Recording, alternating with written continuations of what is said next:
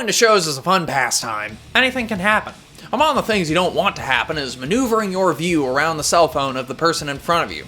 Taking pictures, taking videos, and being on your phone during concerts. It's an annoyance for many concert goer, but many concert goer does it. So what makes these things okay and what makes them annoying?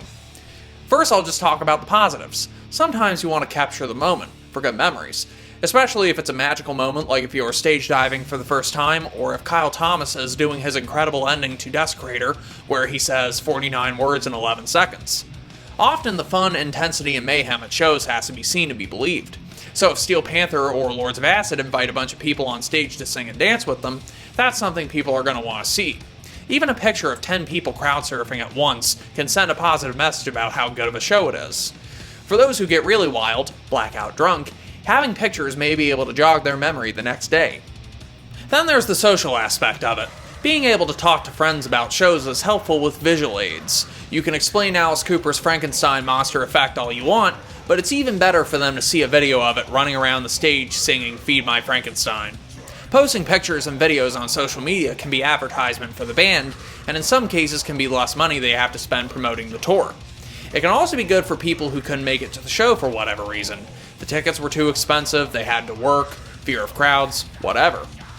If a band plays an area they never come to, that can be a proud moment for fans in that area. For reviews of the show, and maybe film projects, visual aids can also be useful. Visual aid would also be helpful if you suspect that the band is lip-syncing or playing to tracks. That might influence you to keep your money and not go to the show. Footage of a band before they get big can be valuable. Imagine if you couldn't watch footage of the early Ramones shows where they're arguing on stage about what song they're going to play. You can see how they grew and what they sounded like in different eras, especially now that no one will be able to see the Ramones. Filming at concerts can be helpful in court cases too, like if a bad fight breaks out and someone ends up in the hospital. As long as we're talking about historical value, what if a band breaks up, a member dies, or the lineup changes? You might want to hear what Black Sabbath sounded like with Rob Halford.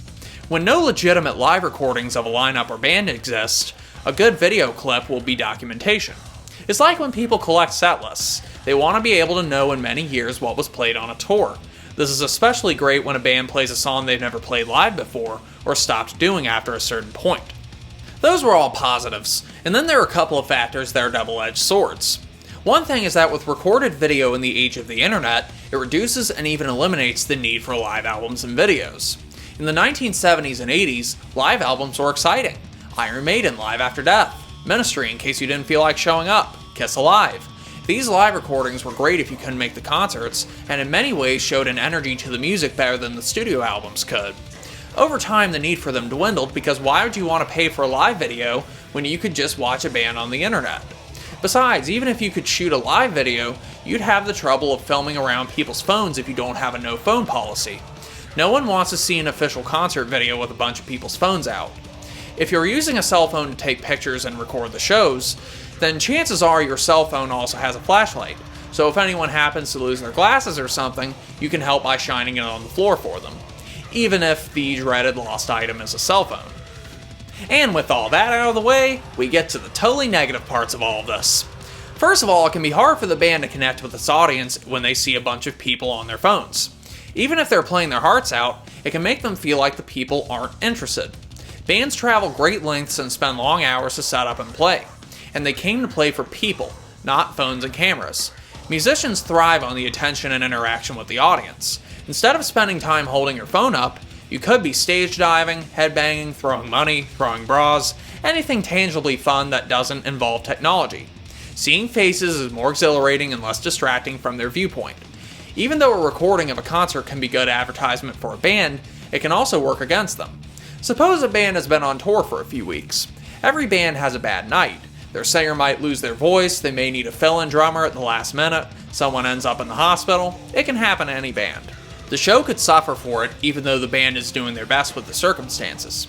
If someone uploads a video where the drummer is offbeat, one of the guitar players is missing, and the singer's voice is lost from being on the road too much, that can make people not want to see the band. They probably wouldn't know that it was just a recording of a bad night, and they play with fire the rest of the time. Regardless, there's more pressure on the bands to do right because of this. As far as the pictures and videos themselves, it can be aggravating watching a video of a band that's killing it and the crowd is dead. Even more annoying when there's someone behind the person filming who's screaming like a monkey. Then the lighting can be too low and the sound system may be garbage, so it doesn't always translate well on a cell phone recording. Then you get those people who bring big camcorders in. Come on, you're a paying fan at a concert, not part of a documentary crew. Your stuff is just more crap for everyone to leer around. If you absolutely insist on being an artiste, then go do that at the soundboard or something and don't get in anyone's way. Short people and average people have a hard enough time seeing the stage with basketball player-sized people in front of them, and then they gotta deal with a million phones in the way of their view.